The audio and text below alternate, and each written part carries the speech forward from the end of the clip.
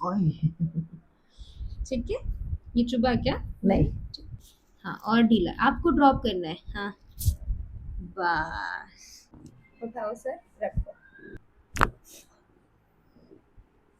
हाँ, सर में, हाँ, एक गहरी लंबी सांस लो, आउट। अच्छा था।